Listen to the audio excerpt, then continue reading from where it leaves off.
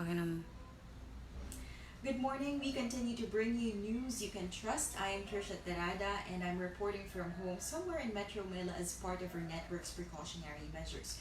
So, just this morning, the President came up with an important message that happened at around 1:30 a.m. President Rodrigo Duterte is warning local government unit leaders against criminal and administrative charges if they defy the national government's orders or directives on enhanced community quarantine. Yung mensahe po na yan nakatuon sa mga mayor o mga leader na nagpatupad o naglatag ng mga panuntunan sang-ayon nga doon sa enhanced community quarantine, pero mayroong konting adjustments. Although the President did not name names, we would remember, for example, that Pasig City Mayor Vico Soto did ease up transportation suspension. Pinayagan sa Pasig yung pagbiyahe ng mga tricycle para maihatid yung mga local, yung mga health workers at yung mga matatanda, may sakit na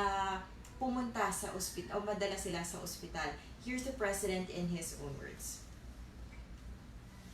So, when the IAF says, do not restrict the flow of cargo of whatever type, then no LGUs should say that they only follow or allow food or essentials goods to come in. You are setting already your standards and making this quarantine more difficult for all. I am ordering all LGUs that are doing this to stand down and to abide by the directives of the IATF, the task force.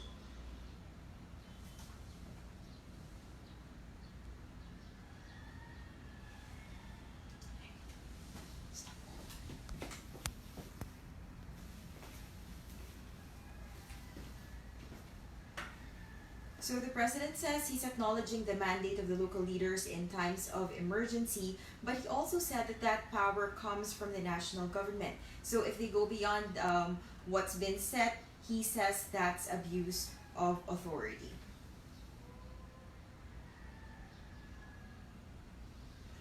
So when the IAF says do not restrict the flow of cargo of whatever type, then no LGUs should say that they only follow or allow food or essentials goods to come in.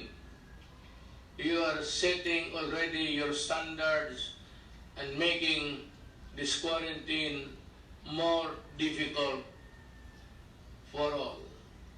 I am ordering all LGUs that are doing this to stand down and to abide by the directives of the IATF, the task force.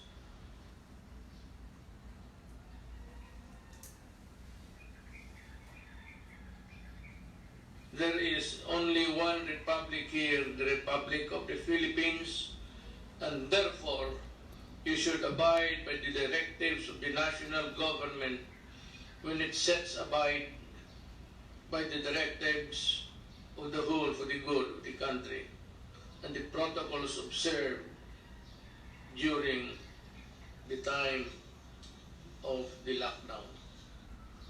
Sundin na lang natin, total para man ito sa lahat. Do not try to overdo things or think that you can do what you want to do because that is not allowed. Do not, wag kang magbiyahe ng sarili mo.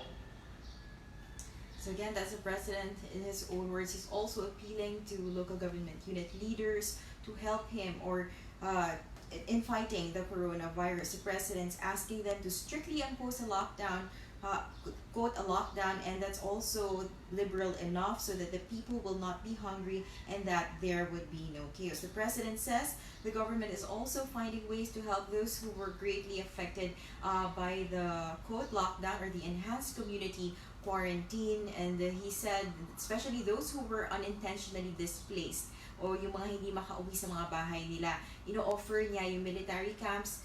He said they can go to military camps to seek shelter and food in the meantime. The president also reiterated the importance of social distancing as the most effective means so far, the most effective measure to contain and stop the spread of the virus. At this point, he says we must look beyond economic survival and just think about it after everything has settled down. The president says in the coming days he'll need more help from the LGUs. That's why he's appealing for consistency in terms of policies. Aside from that, the president also ordered the Interior and Justice Departments to monitor the compliance of the local government unit leaders. Again, this is CNN Philippines. We're broadcasting to you via Facebook Live at the moment as the office or the building housing several offices including CNN Philippines undergoes disinfection.